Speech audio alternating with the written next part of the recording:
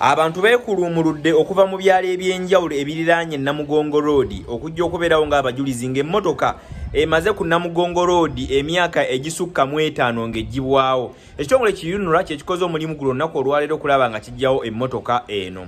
Obedda mba updates ezigenda mu maaso n'ebingi ebibadde byogerwa oba bingi ebibadde nga byogerwa ku mmotoka eno anti nnyiniyo yafa, waliwo omwana yali gijjawo and so on, simanyi wogijjako wadde musumaali totuuka gy'olaga ofa oba okukomyawo ng'oyavula. Naye oluvannyuma emmotoka eno esikiddwawo era n'eggyibwawo. Naye tukyalinze tulabe ki ekigenda obba nga kiddirira olunaku olw'enkya. Bangi ababaddewo oli muli bannamawulire abakolera ku mikutu gya TV egy'enjawulo n'abakolera ku mitimbagano nga bogenda mu maaso okubeera ate nga olaba. Naye wabaddewo okusaakaanya okw'abantu ab'enjawulo, enaagenda teegende, tejja kgenda enaakola bweti. Njagala mbeere nga ate nkulekerayo amaloboozi g'abantu ab'enjawulo ababadde bawakanya nti ejja kgenda tejja kgenda paka emmotoka lwegenza. Emmotoka ate bw'emaze n'eggyibwawo ne batandika okugamba nti ate ejja kumala yeekomyewo. So tulinze tulabe ekiddako.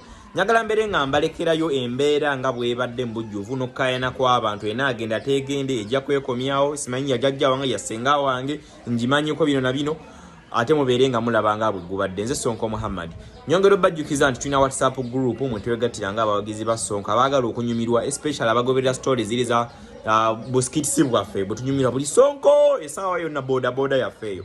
Enamba y'essimu eri waggulu gy'oba okozesa 0706 79 47 okozesa bw'ojja ku WhatsApp gamba kimu Sonko nyagala WhatsApp group, ngenda kuwa link ojoininge tunyumirwe Sonko essaawa yonna. Wakati mimi nilikuwa nakwambia hivi kwa Kiswahili, si ndio? Eno modoka sasa ukikuwa naye eno modoka ya data wange naye nauli ya data wange naye ajira bako kakati eriwa wama nisaidiki tebawo